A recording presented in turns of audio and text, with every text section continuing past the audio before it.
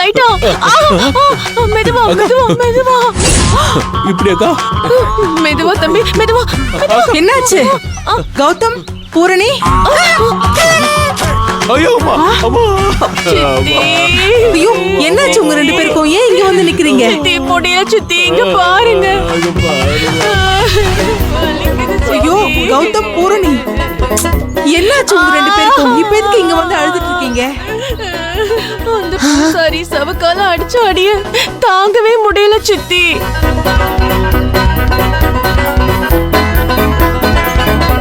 நாகரீகமா வெளியில வந்து நின்னு இப்படி அழுதுகிட்டு இருக்கோம். ஐயோ அம்மா, பூசாரி அங்க சவுக்கால அடிக்கிறப்போ ரெண்டு பேரும் வலிக்கலன்னு தானே சொல்லிட்டு இருந்தீங்க. நீ கூட சிரிச்சிய பூரணி. சித்தி, அந்த செவந்தியும் அவளை சேர்ந்தவங்களும் என்ன பார்த்து இளக்காரமா சிரிச்சிட கூடாதுன்னு நிக்கிதாவோட அப்பா வலிய காட்டிக்காம அடி வாங்கணும்னு சொன்னதுனாலேதான் அப்படி சிரிச்ச மாதிரி நடிச்ச சித்தி. ஐயோ முடியலையே, ரொம்ப வலிக்குது. பாத்தீங்களா, அந்த இடத்துல அழுதிருந்தா நாம இளக்கரமா பார்த்து சிரிப்போம்னு தனியா வந்து அழுதுட்டு இருக்காங்க. இதுக்கு ரெண்டும் சரியான கேடிங்க போல இருக்கு. அது எப்படி இவ்ளோ அடி அடிச்சோம் சிரிச்சுக்கிட்டே இருந்தாங்கன்னு பார்த்தேன். இப்பதான் தெரியுது, அக்காலும் தம்பியும் தனியா வந்து ஒப்பாரி வச்சு அழுதுகிட்டு இருக்காங்க. ஆனா இதுவும் பார்க்கிறதுக்கு நல்லா தான் இருக்கு.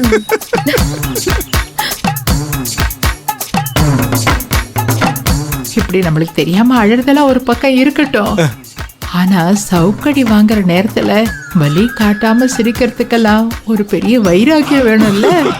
இப்படி வைராகியத்தோட அழாம இருந்தாதான் நம்ம பொண்ணுக்காக மாப்பிள்ளையோட அக்காவும் மனப்பூர்வமா பரிகாரம் பண்ணிருக்காங்கன்னு நிக்கிதாவை அவனுக்கு கட்டி வைப்பாரு. இதெல்லாம் பொய்யன்னு தெரிஞ்சதுக்கு அப்புறம் இதுங்க ரெண்டும் எங்க போய் முட்டிக்கிட்டு அழ போதுங்களோ தெரியல.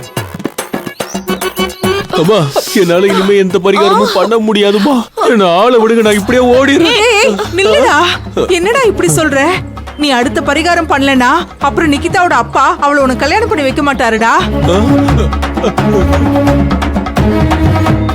அம்மா, இதுக்கு மேல ஒரு கஷ்டமான பரிகாரத்தை பண்ணா அம்மா நான் உயிரிடவே இருக்க மாட்டேமா. ஐயோ ஐயோ, உங்களுக்கு பரவாயில்லையா சொல்லுங்க. ஐயோ அப்படிலாம் அபசகுணமா சொல்லாதடா. அம்மா, நான் உண்மையதாம்மா சொல்றேன்.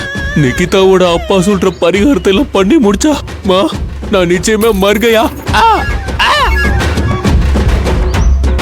அப்படி கதறி துடிக்க வைக்கிறதுக்கு தாண்டா இப்படி ஒரு பரிகாரத்தையே பண்ண சொன்னோம். பூரணி, இவன் என்ன சொல்றான் பாத்தியா? அடுத்த பரிகாரம் பண்ண மாட்டானா? ஹே கௌதம், அக்கா, நீ எந்த அளவுக்கு கஷ்டப்படுறியோ அதே அளவுக்கு தான் நானும் உன் கூட சேர்ந்து கஷ்டப்படுறேன். 3 பரிகாரத்துல 2 பரிகாரத்தை நாம பண்ணி முடிச்சிட்டோம். இன்னும் ஒரே ஒரு பரிகாரம் தான் இருக்கு. அதையும் நம்ம பண்ணி முடிச்சிட்டா நிக்கிதாவோட அப்பா திருப்தியாயி அவளை உனக்கு கல்யாணம் பண்ணி வச்சிருவாரு. எப்படியா இருந்தாலும் இப்படி நம்ம தனியா வந்து அழுது நம்ம வேதனையை போக்கிக்கணுமே தவிர இந்த முயற்சியில இருந்து நாம பின்வாங்கவே கூடாதுடா.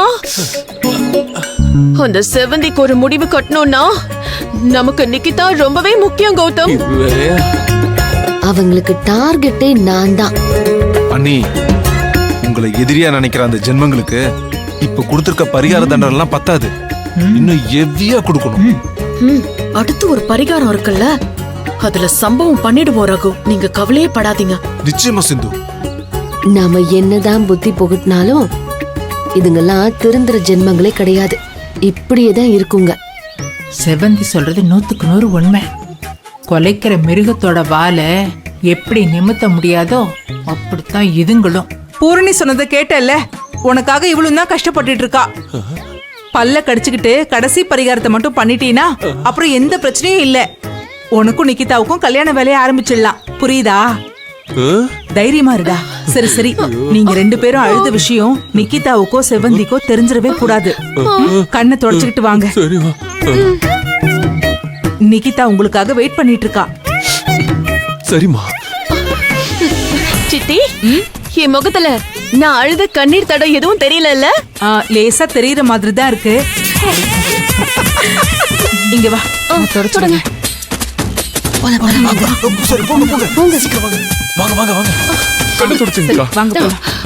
இப்போ ஓகே வச்சு நல்ல கேஷுவலா.